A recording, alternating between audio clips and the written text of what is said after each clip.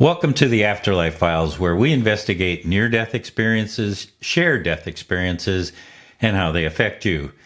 Unlike podcasts that are just stories, we'll give you a heads up on what to look for in our conversation, and then after the interview, stick around. We'll help you make sense of those accounts so you can incorporate the insights into your life. I think you'll find that once having your most profound questions answered, living life in the physical is filled with more peace and joy.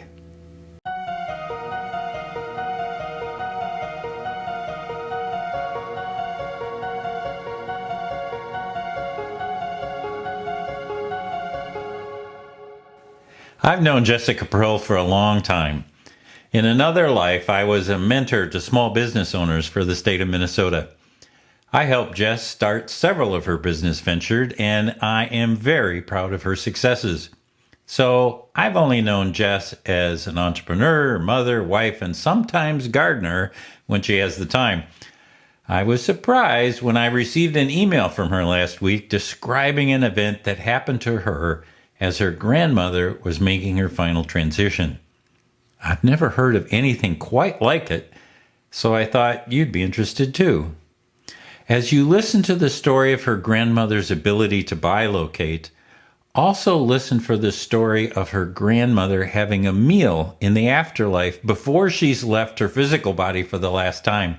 That's pretty cool. Lastly, hang in all the way until the end when Jessica reveals her 2-year-old daughter's precognitive event describing the death of Jessica's good friend. Here's our interview with Jessica Prill.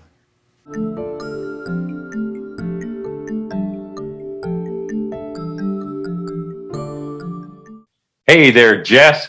Hi. Wow, it's good to see you, and welcome to the Afterlife Files. Thank you for having me.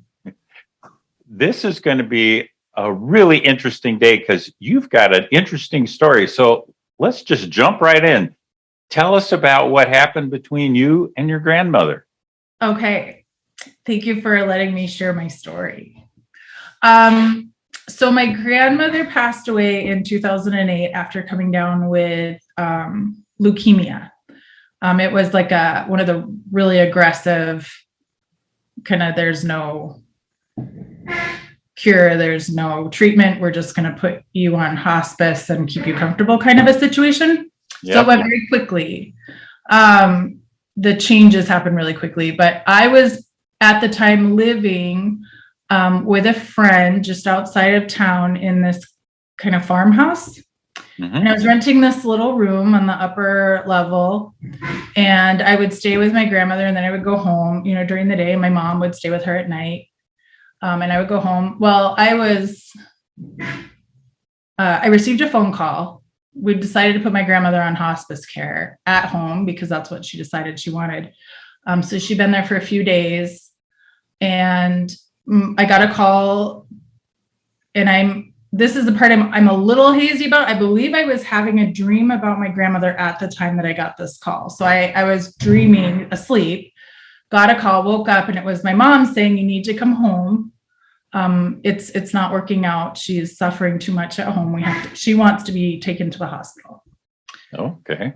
So I rushed over to the house. And so this would have been probably early morning-ish. Got in touch, called 911, had them come. But while we were waiting for the ambulance to get there, she was saying, "You've moved me to a new room. I don't understand this room, why you have me in this room." And she had been pretty lucid up until the night before. Very weak, but she was, so, I was having what I assumed was a normal conversation with my grandmother. Right. Sure. So, I said, "Well, your room is just how it has always been, Grandma. We haven't changed your room around at all." And she said, "No, you've put me in a different room. I don't care for this room." She started describing the room and described being in a small room with a slanted ceiling where the ceiling came down. She thought it made the room really odd. And she's like, "You've got me looking out over this field. I'm looking out over a field. And then, and I'm just trying to process what she's saying. It wasn't making any sense. And I was kind of moving through this change of my grandmother's starting to change too. Like a lot's kind of happening during this conversation.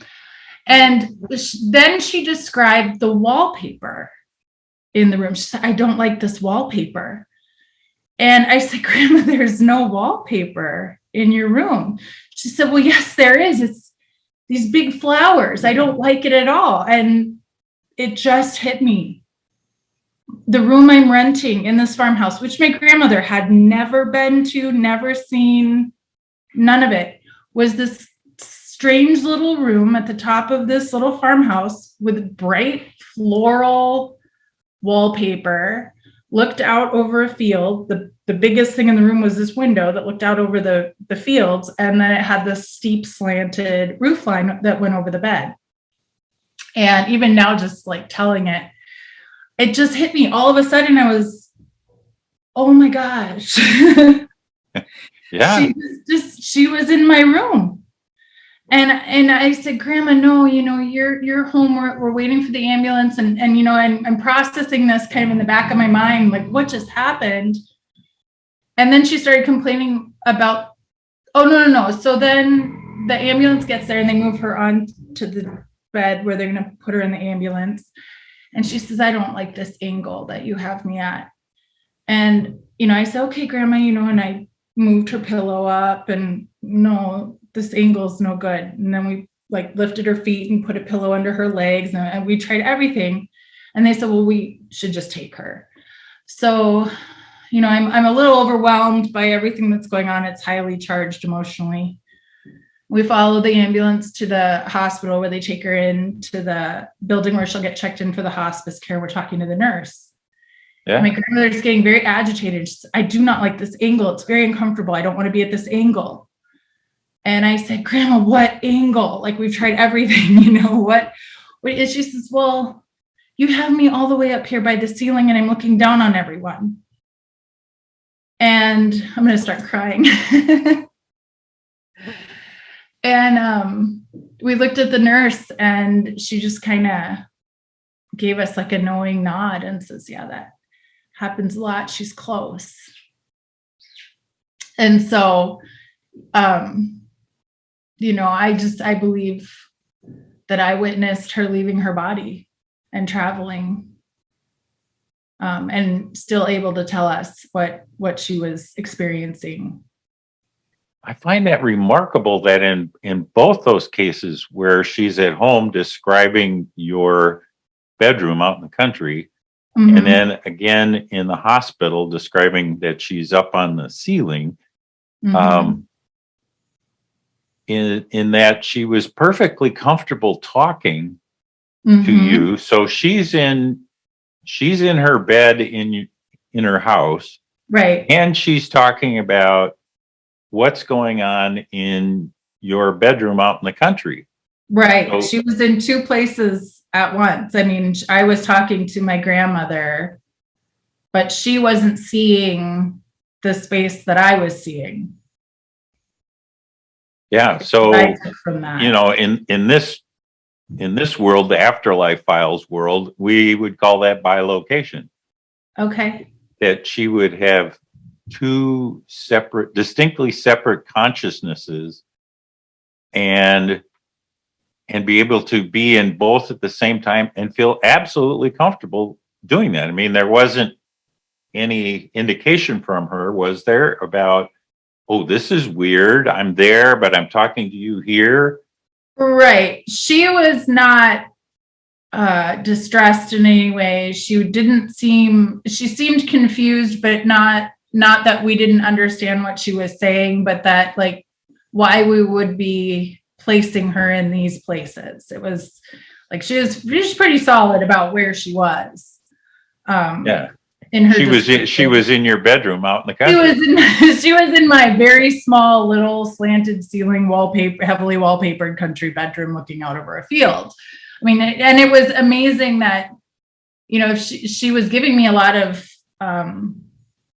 description. I mean, she was being vivid with her description. It wasn't just this. I mean, she wanted me to understand where she was. And wanted answers.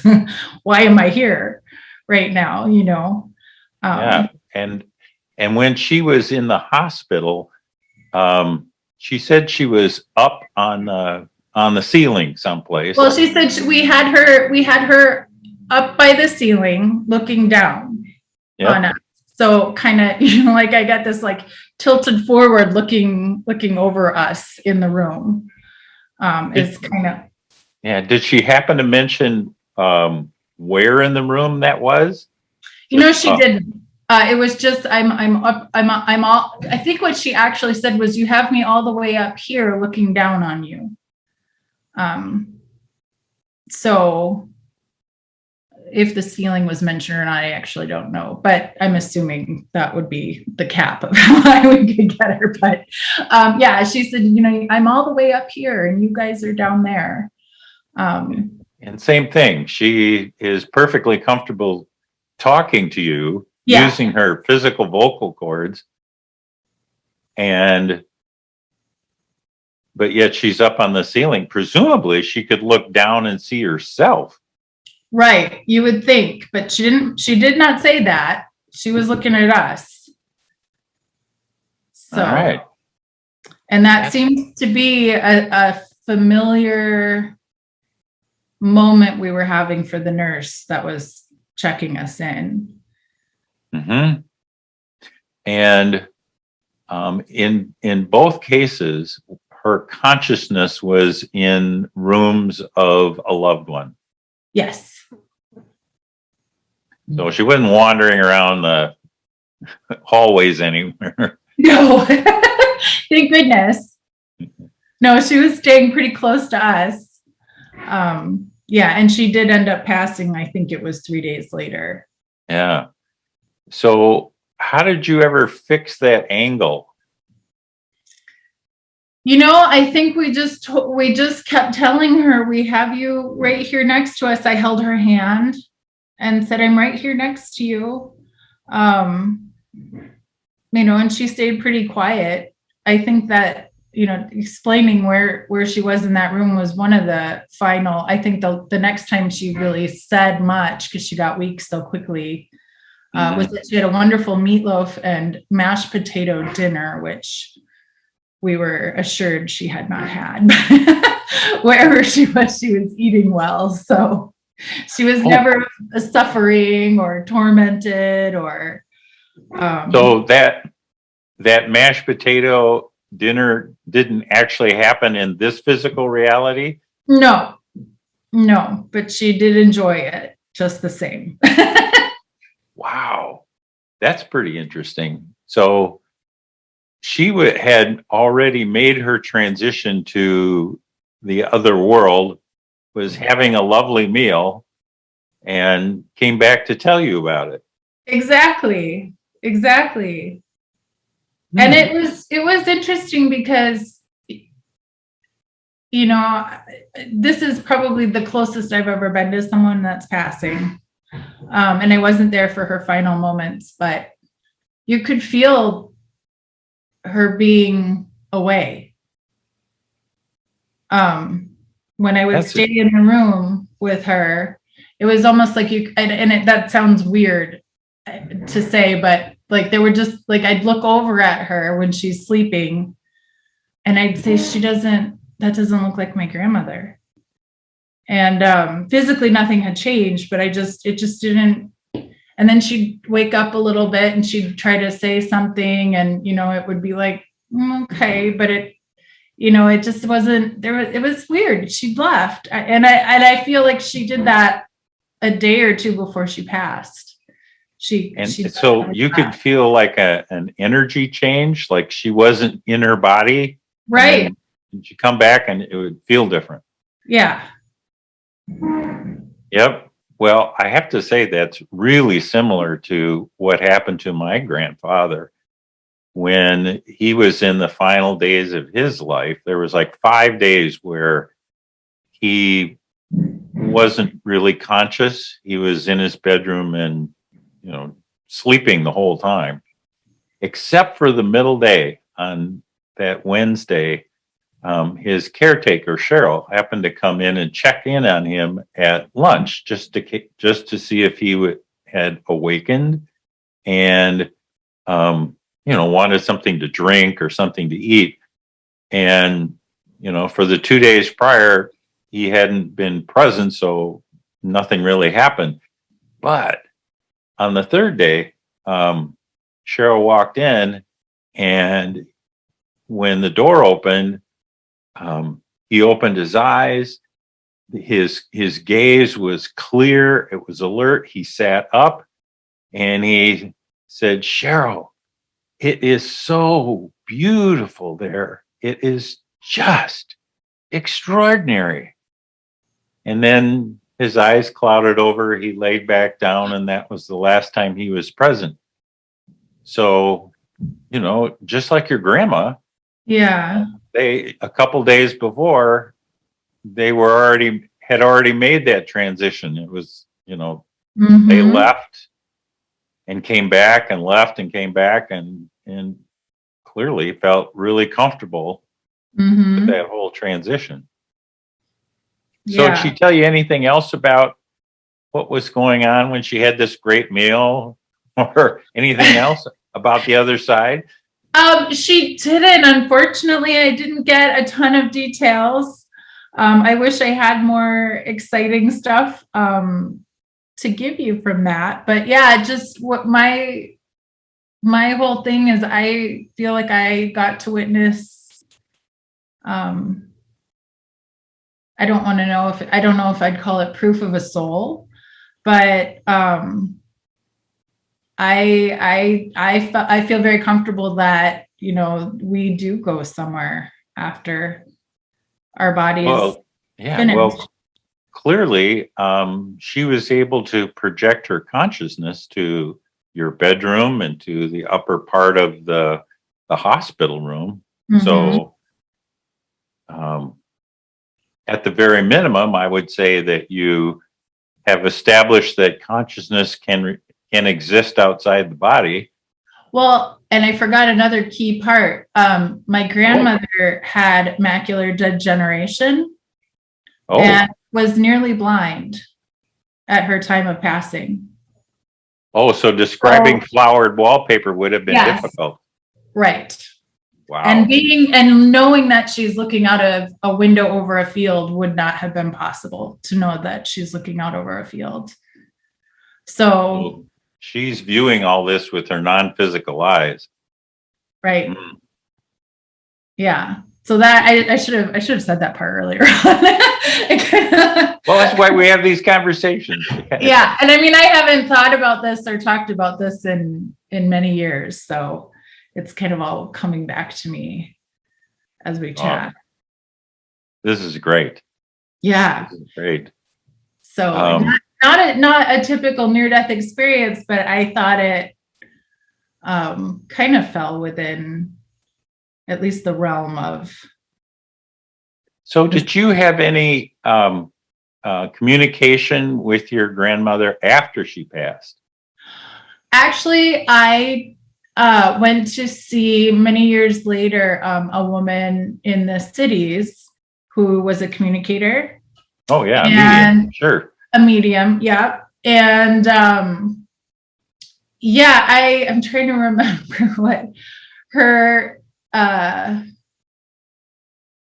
she did communicate. Mostly I think it was with my great grandmother. My grandmother was there. And her messages were pretty, I don't want to say generic, but like it was, I'm good, I love you, I'm here, I'm happy, that sort of thing. I'm proud of you. But it was my grandmother who was doing most of the talking, which would have made sense or my great grandmother, given how she was kind of my rock, my great grandmother. So was she? Nice. Yeah. Grandma, great grandma, show up in dreams or yes, they speak to you or anything?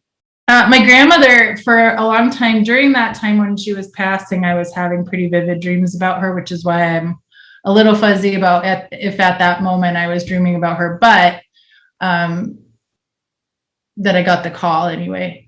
But I'm remembering that it seems like that was part of the surrealness of it all, was that she was with me in my dream. And then when I got the call to go there, she had been with me because of the description of the room. But yes, after she passed, I had a couple of instances where she would be like right next to my bed and say my name, and I would wake up to my grandmother saying, "Jessica, it's time to get up." And, you know, I would wake up, and I mean, it was dead sleep to wide awake looking for the person that had just spoken, like right here in my face. So, yeah, I think that happened 2 or 3 times after she passed. Any communication other than "get up, dear"? I wish it was more interesting than that, but, you know, just calling my name. She's called my name, and I've heard her call my name, and I think it's just kind of a, hey, I'm still here. I'm still following you around all the weird places you live. And well, that in itself is really comforting to have that kind of communication. Yeah.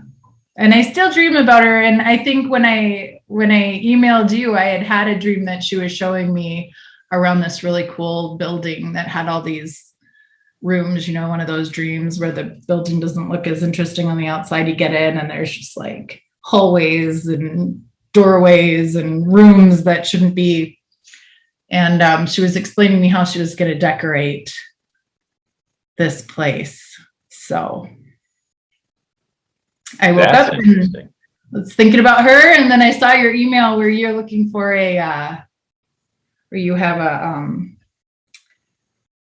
a program available for like a scholarship.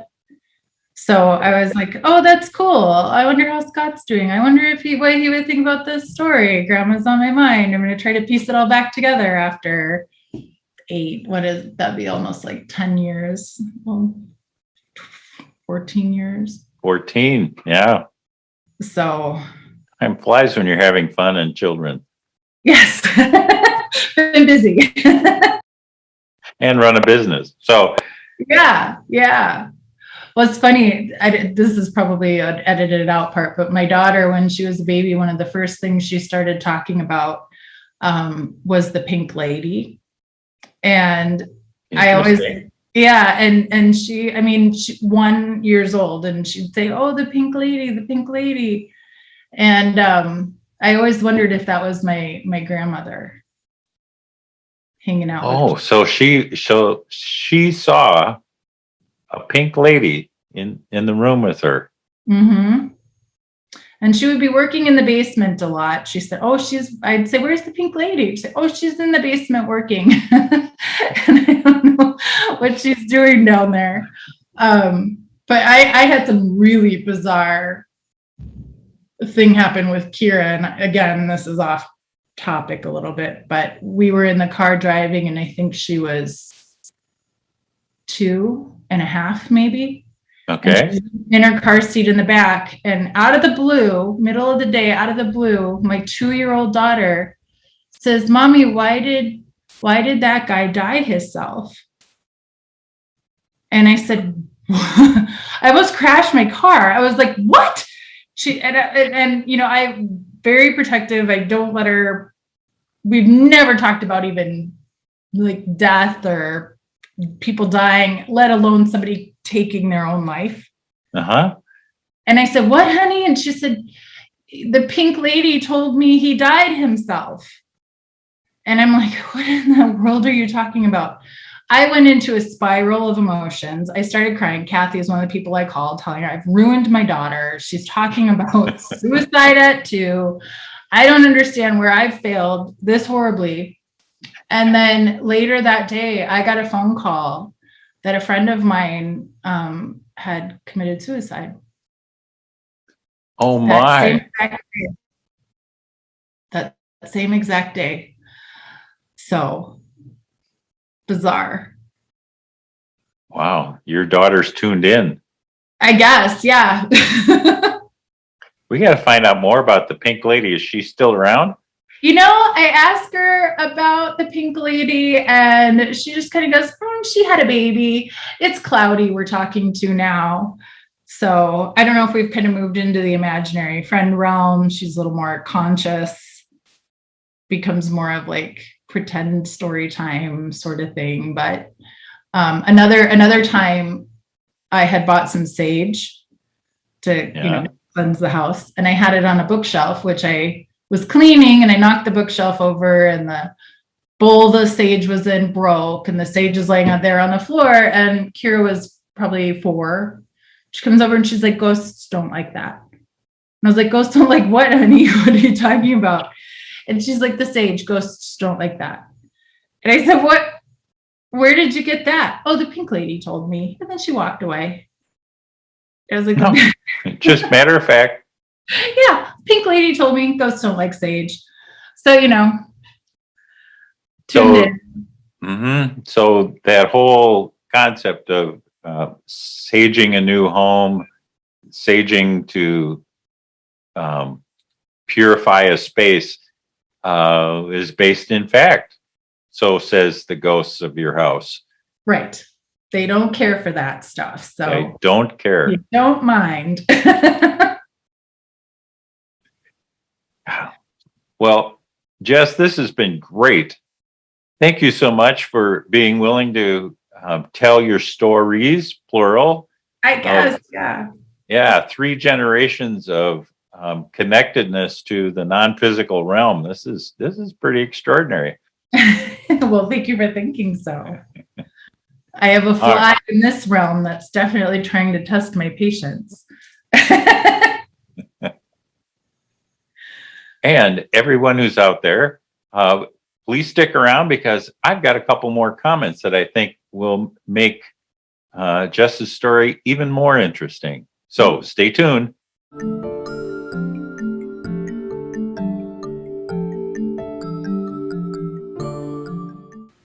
Wasn't that an interesting interview? There's a couple of things I noticed that you may want to think about. Just to be clear, these are my viewpoints, but that's why you watch the Afterlife Files, to gain perspective by using more than one lens with which to view this rich information. Bilocation can take a couple of forms. In this case, Jessica's grandmother was using her physical vocal cords at home when her consciousness was clearly in the farmhouse where Jessica rented a room. Then again at home and in the hospital when her grandmother talked about the very uncomfortable angle. She was speaking from her physical body on the gurney, and her consciousness resided somewhere near the ceiling. You may have noticed I asked Jessica if her grandmother had a more precise location of her consciousness. That's because in almost all cases I've ever come in contact with, escorts to the light and the formation of the tunnel occur in an upper corner of the room. Upper corners seem to be a portal of some sort. Look for that in the descriptions you read about or you come across. I love Jessica's surprise revelation that her grandmother had macular degeneration, so it was impossible for her to have seen the horrible flowered wallpaper or the view onto the fields through her window. It had to be done using her non-physical eyes. That's another indication that we have all of our physical senses in the non-physical world, plus a couple more. Jess also received classical death communications, or ADCs, when her grandmother spoke to her at night and woke her up. And I was especially intrigued with Jessica's daughter commenting on the information the pink lady gave, that Jessica's daughter then asked her, why did that guy die himself? Isn't that a great expression? Why did that guy die himself? If only we could keep that open communication with our guides and loved ones. The research at the University of Virginia and by Stephen Schwartz indicate that we lose that easy ability about 7 years of age. As adults, we can regain it, and we do that by having a near-death experience, a shared death experience, and by learning to meditate at the frequencies of the afterlife. Come join us if you're interested in learning how to do this. If you're watching on YouTube, like, subscribe, and comment.